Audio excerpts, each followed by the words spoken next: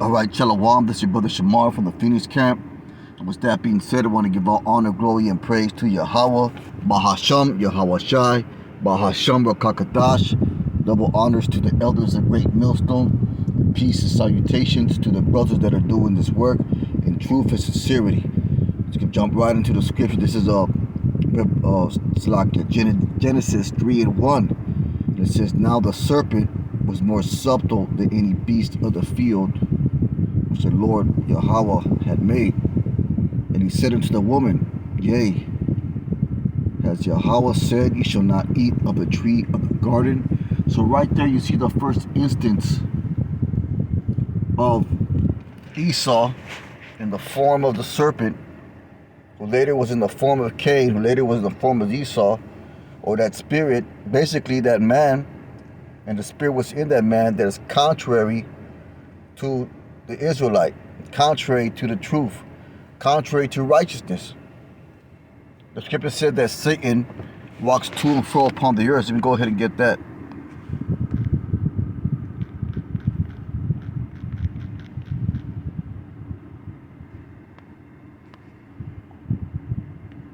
Let's see here.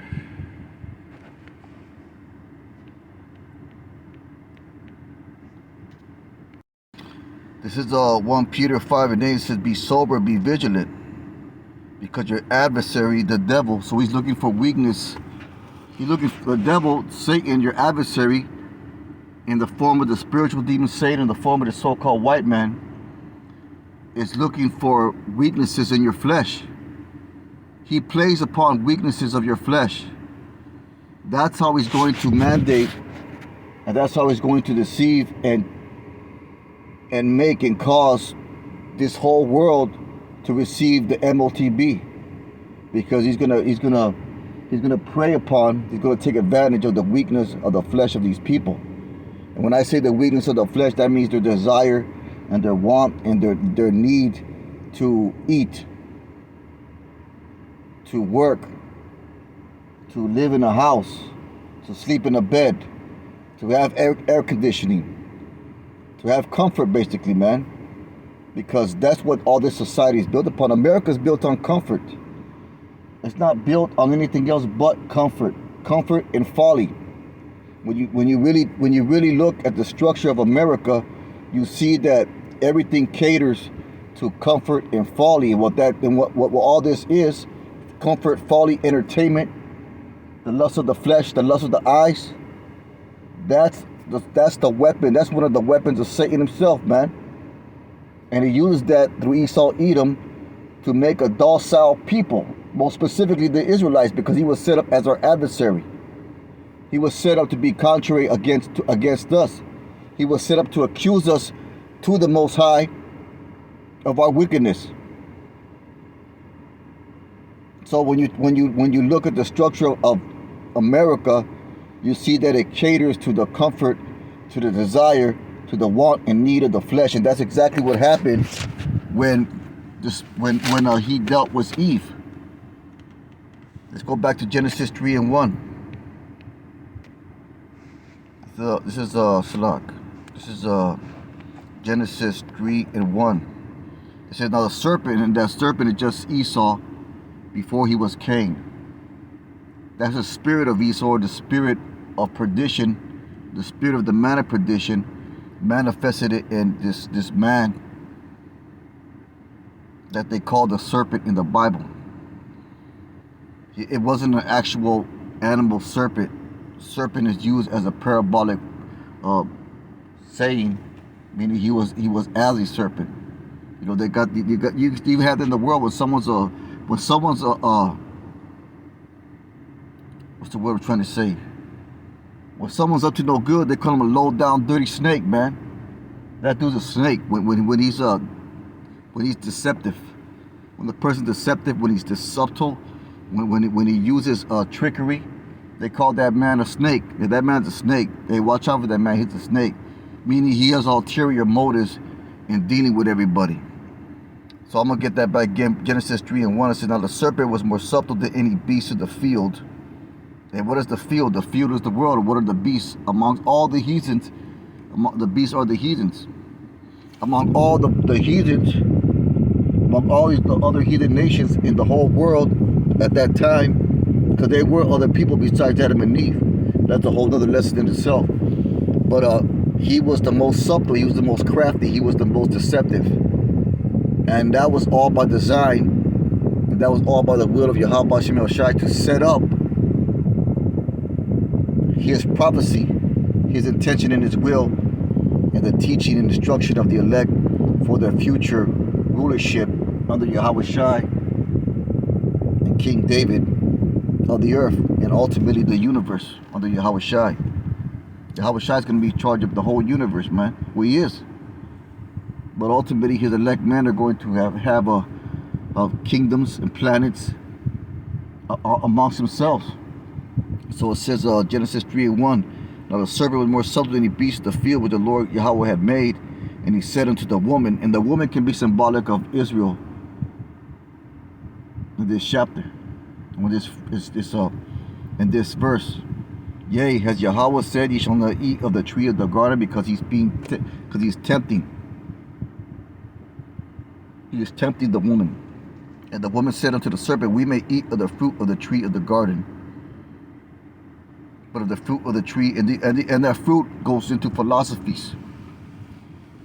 So basically, like Adam and Eve were not permitted to partake in the philosophies, customs, and fashions of the other nations around them, which were wicked and contrary to the spirit of breath that the Most High put in Adam, which is righteousness.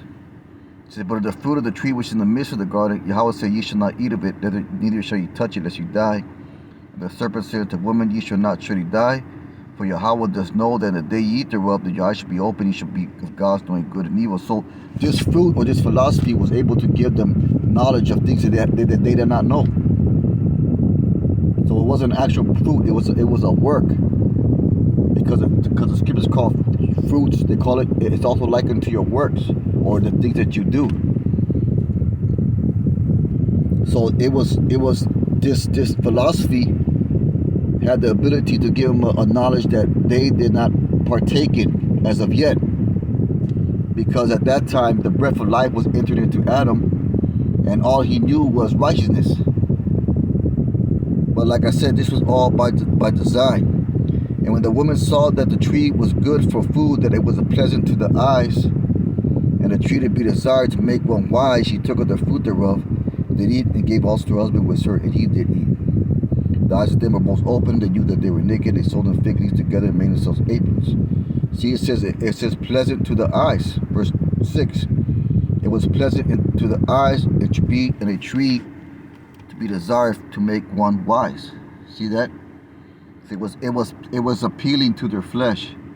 It was appealing to their carnal nature.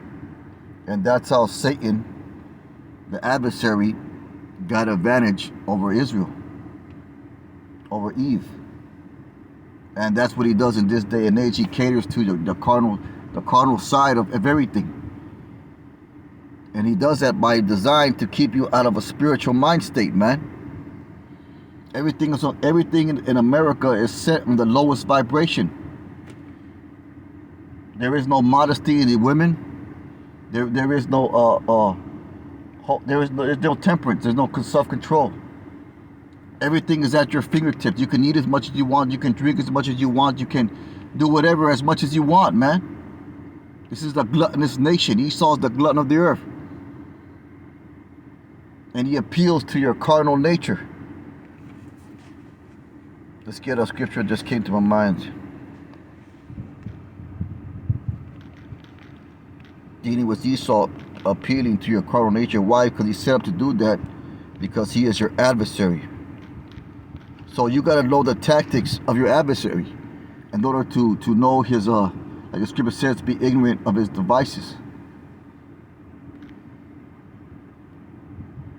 Let's see here.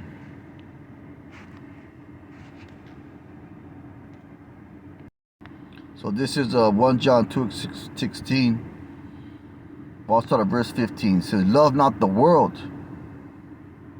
And what do you mean by the world? The world is the ways, customs, fashions, philosophies, fruit, works of the heathen, pagan nation among you. or that which caters to the carnal side, neither the things that are in the world. If any man love the world, the love of the Father is not in him. So it's not talking about, like, it's parabolic, man. So you can love, you could like trees and nature. That's not loving the world. You know what it's talking about is the world being the philosophies and wickedness that America and ultimately the whole world presents to you. It says, for all that, and it's going to tell you what it is. This is what it is. 1 John 2:16. For all that is in the world, the lust of the flesh, the lust of the eyes, the pride of life, is not of the Father, but is of the world. So all the things that are presented unto you here in America and throughout all the whole world, because of all these other countries, they follow the philosophies of America. And the world passes away, and the lust thereof, but he that doeth the will of Yahweh abideth forever. So it says, let's go back to verse 16. For all that is in the world, the lust of the flesh, the lust of the eyes, and pride of life, and now the father of the world, the lust of the flesh, the lust of the eyes, and the pride of life. And that's what Eve saw. She saw things that were appealing to her, appealing to the carnal nature. And that's why the woman is the weaker vessel. Because women were made to be spiritual. Now granted, there is a small remnant of women that the Most High has put a spirit upon to believe it is truth and to act accordingly. But the majority of women here throughout all here in America, to all the world, they are not spiritual beings. They weren't designed to be. They are very carnal in nature. They're very pleasure seeking. And that's why Eve was called the weaker vessel. So if you're a man that was out temperance or self-control, and you constantly give in to your desires, then you're just like a fucking woman. You constantly give in to your flesh. You constantly give in to your carnal nature. You constantly give in to your enjoyments. Then you're acting like a fucking woman. Because the scriptures talk about a man of God having temperance and self-control and being moderate and being circumspect and being more spiritual than he is carnal. So that serpent we establish is Esau Edom. He is our adversary. The scriptures call him our adversary. The word Satan itself means adversary. Let's get 1 Corinthians 11:3. This is 1 Corinthians 11:3. And it says, but I will have you know that the head of every man is Salakia. I'll just keep on going. That ain't what I wanted. Get that anyway. It says 1 Corinthians 11:3. It says, but I will have you know that the head of every man is Yahweh Shai. This is the proper order of things. And this is the order that you don't see right now. And the head of the woman is the man. And the head of Yahweh Shai is Yahweh. So there is an order. It goes the Most High, Yahweh Shai, the man, then the woman. She's the last on the list. So let's go to verse 8. It says, neither was the man created, for the man is not of the woman, but the woman of the man. Neither was a man created for the woman, but the woman from the man. So this throws out the window what women like to call equality. You were not designed or made for it to be equal to a man.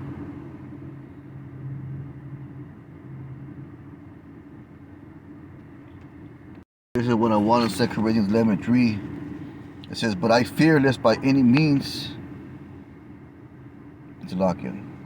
For I fear lest by any means that the serpent beguiled Eve through his subtlety, so your mind should be corrupted from the simplicity that is in Meshach Yahweh Shai.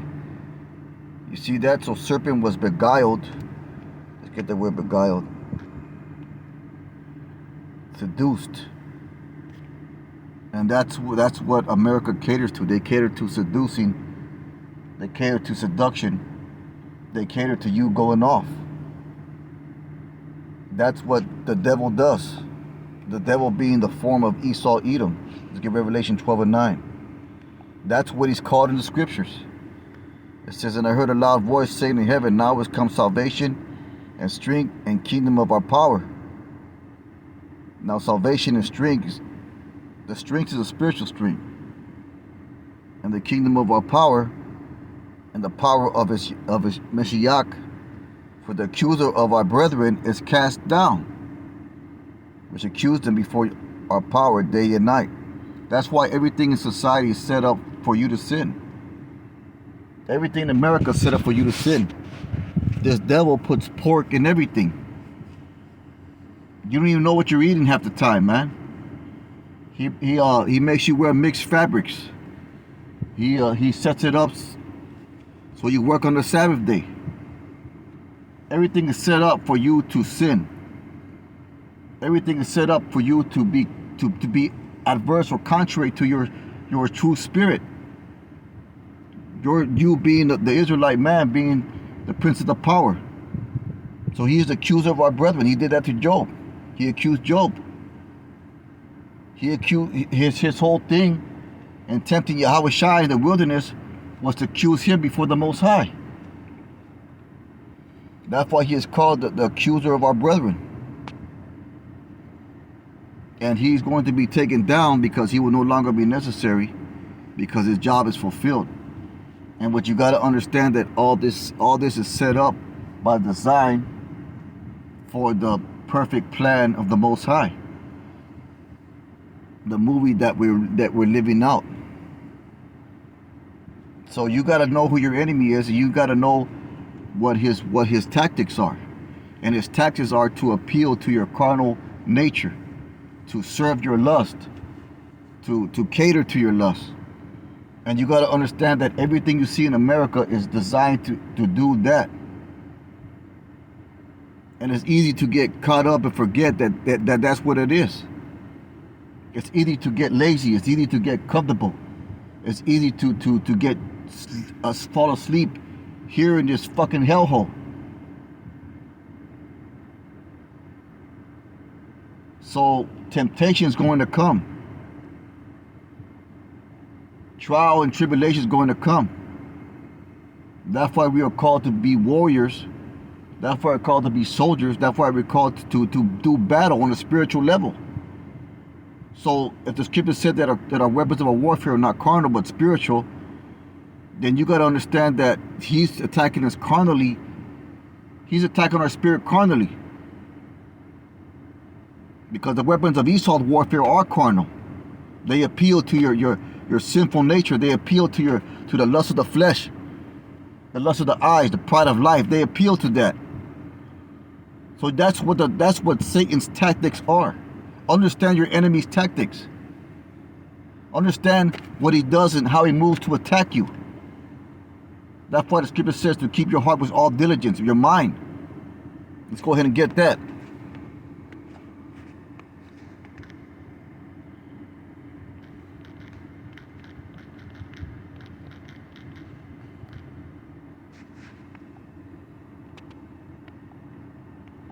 Shalak. This is Proverbs 4:23. It says, keep thy heart or your mind, let's get that for the Strongs. The heart also used figuratively very widely for feedings, the will of the intellect, liable for the center of anything. It means mind, but this is a different thing. I'm gonna see if I can find it. This is the definition I was looking for. It says inner man, mind, will, heart, understanding. So it's your mind. Let's go back to the scripture. It says Proverbs 4:23, keep thy mind, I'm gonna use that, with all diligence, for out of it are the issues of life. Put away from thee a forward mouth and a perverse lips put far from thee. Let thine eyes look right on, and thine eyelids look straight before thee. Ponder the path of thy feet, and all thy ways to be established. Turn out to the right hand, to the left, remove thy foot from evil. Because it basically turned to be focused. Focus on your mission. and to keep clear of distractions. That's why it says look on. That's why it says don't go to the right, don't go to the left. Why? Because those are where the distractions are. Those distractions being Satan or Esau, Edom, catering to your weaknesses, just like he did in the Garden of Eden to Eve. Just like he attempted to do with Yahweh Shai in the wilderness. That's why the scripture says he goes to and fro like a roaring lion seeking whom he devour, man. Because he wants to bring accusations against the men of the Lord to the Most High. Because ultimately Esau, Edom, in his warped mind is deceived into thinking that he can get his blessing back. That's why the scripture says the pride of thy heart is deceived thee. He thinks that he can get one over on the Most High. He thinks he got the Most High figured all out, man. He thinks he gathered all the secret knowledge on the left-hand side, and he can pull one over.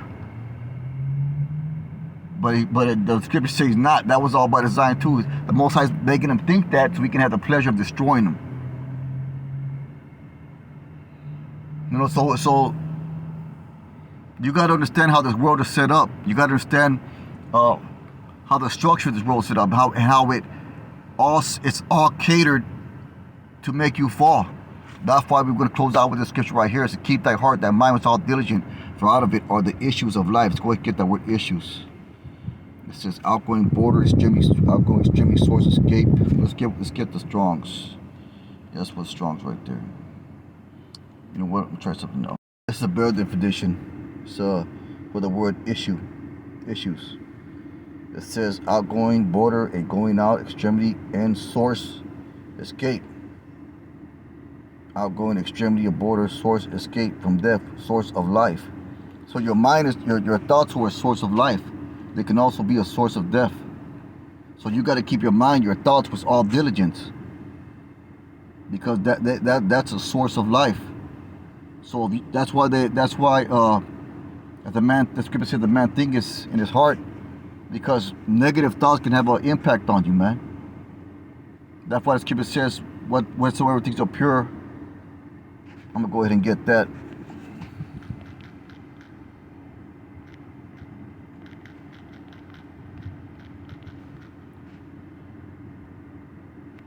And what's pure? This word. So that's a defense against Esau's attacks. Most importantly, your number one defense is faith. It says, finally, Philippians 4:8. Finally, brethren, whatsoever things are true, whatsoever things are honest, whatsoever things are just, whatsoever things are pure, and all those are the scriptures. Whatsoever things are lovely, this is the scriptures it's talking about. Whatsoever things are of good report, the scriptures. If there be any virtue, the scriptures. If there any praise, the scriptures. Think upon these things. Those things which ye have both learned, received, and heard, and seen me do, and the power of peace shall be with you. See, so this is how we battle. This is how we defend ourselves against the fiery darts of the wicked one, against his weapons, carnal weapons that goes contrary to our spiritual state.